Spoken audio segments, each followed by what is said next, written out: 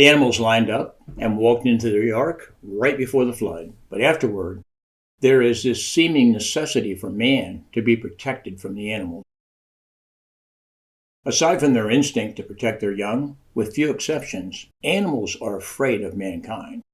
We know that some animals are strong enough to overpower and kill us, but few actually try because they live in fear of us. Terror, literally.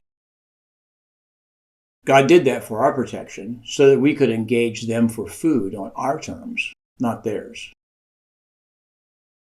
Then God said, "Behold, I have given you every plant yielding seed that is on the surface of the earth, and every tree which has fruit yielding seed. It shall be food for you."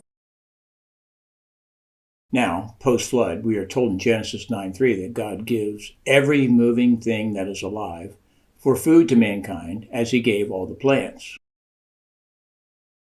"Only you shall not eat flesh with its life, that is, its blood. Surely I will require your lifeblood. From every beast I will require it. And from every man and from every man's brother I will require the life of man. Whoever sheds man's blood, by man his blood shall be shed. For in the image of God he made man."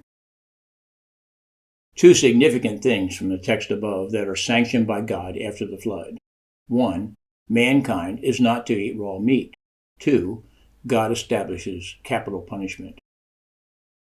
We know that God is good, so if he is going to forbid man to eat raw meat, we also know there's a good reason for it: to protect mankind from disease and sickness.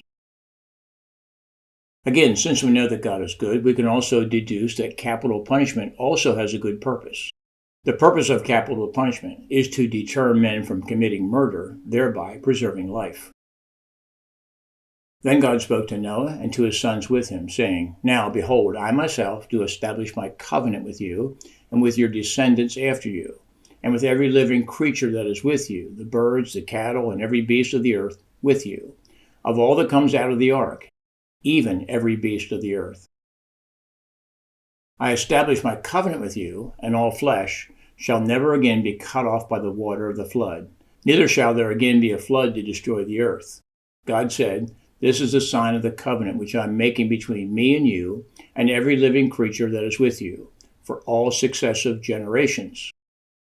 I set my bow in the cloud. It shall be for a sign of the covenant between me and the earth. It shall come about when I bring a cloud over the earth, that the bow will be seen in the cloud.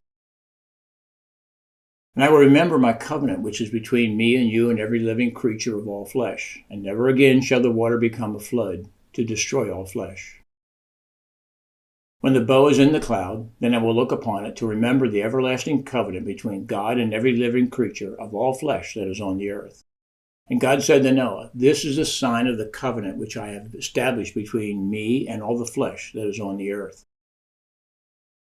The Noahic covenant is unconditional. Man has no responsibility at all to perform anything, and God will keep his promise to never again destroy the world with a flood. The covenant is with Noah, all his descendants, and to all living things that came out of the ark.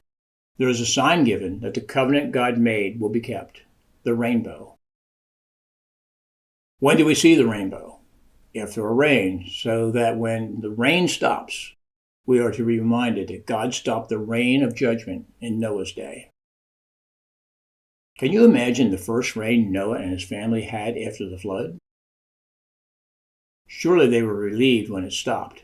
After all, the only rain they had seen before started and didn't stop until the world was destroyed. Now the sons of Noah who came out of the ark were Shem and Ham and Japheth. And Ham was the father of Canaan. These three were the sons of Noah, and from these the whole earth was populated. Then Noah began farming and planted a vineyard. He drank of the wine and became drunk, and uncovered himself inside his tent. Ham, the father of Canaan, saw the nakedness of his father, and told his two brothers outside. But Shem and Japheth took a garment and laid it upon their shoulders, and walked backward and covered the nakedness of their father, and their faces turned away, so that they did not see their father's nakedness. When Noah awoke from his wine, he knew what his youngest son had done to him. So he said, "Cursed be Canaan, a servant of servants he shall be to his brothers." While we are not told specifically what it was, Ham's sin was probably taking delight in the sin of his father and then trying to engage his brothers in further exposing it.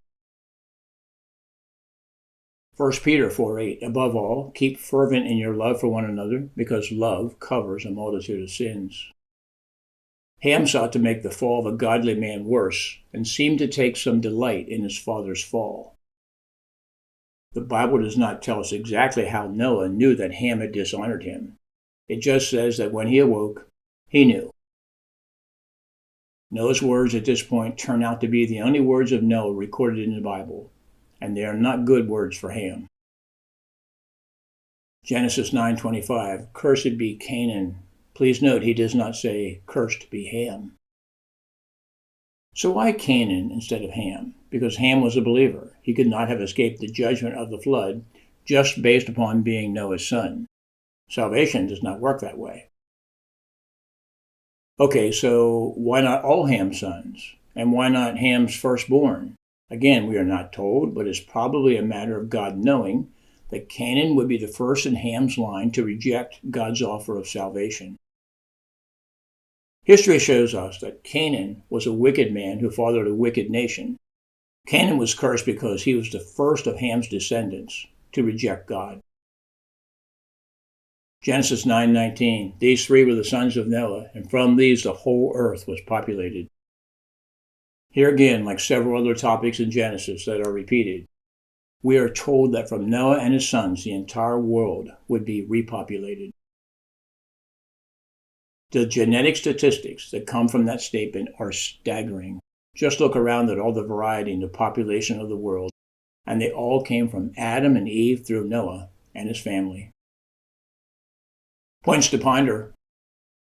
The purpose of capital punishment is to deter men from committing murder, thereby preserving life.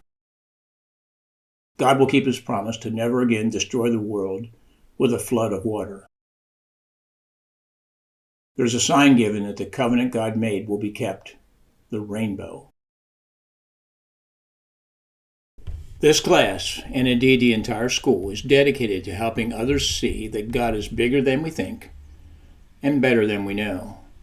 To get to the next video, make a note of the class number for this recording, then search for the next one. Here's a sample. If this video is number L01.1, then the next one is L01.2. And remember to like and subscribe on YouTube and follow on Rumble.